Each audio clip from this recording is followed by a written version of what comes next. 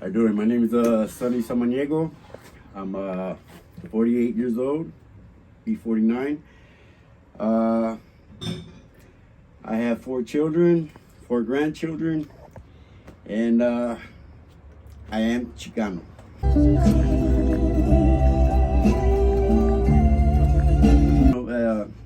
Growing up, being a teenage kid, needing to go up to live with my uncle who was in the military,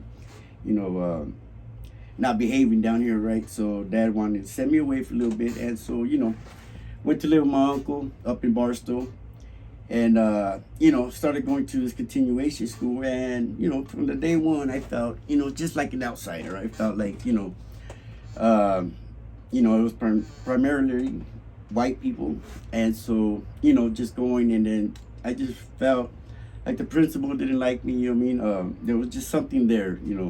Always getting called in until one time told my uncle about it, and he definitely felt that it was a racial issue situation, and so we addressed it. And so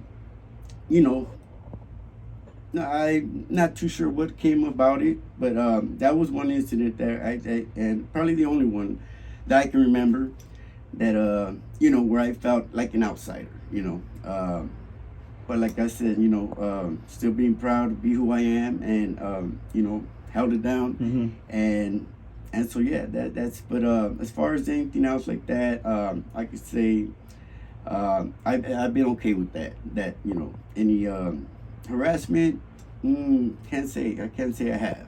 Would you say your time in Barstow at that school has anything to do with the way you look, the way you dress, color of your skin, or maybe the way you speak? Maybe the way you speak a little bit. Definitely. As you could probably see now, I was always pointed out as a gang member, which I'm actually not. Mm-hmm.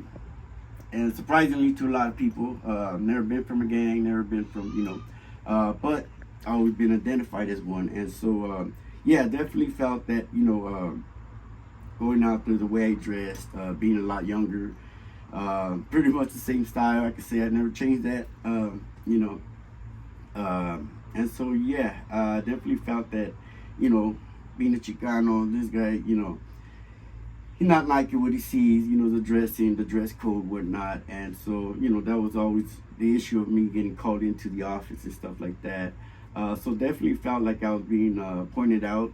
And so I could say that's one time I felt a certain way. And so And how did that make you feel, though? You know what? I'm gonna say at the time, like I said, for me to have to go and tell my uncle what's going on, and it definitely bothered me. Like I said, I just felt like like I was a nobody, or like this kid shouldn't be here, or stuff like that. A sense of belittlement, kind of, in a way. Yeah, I could say I felt belittled. Definitely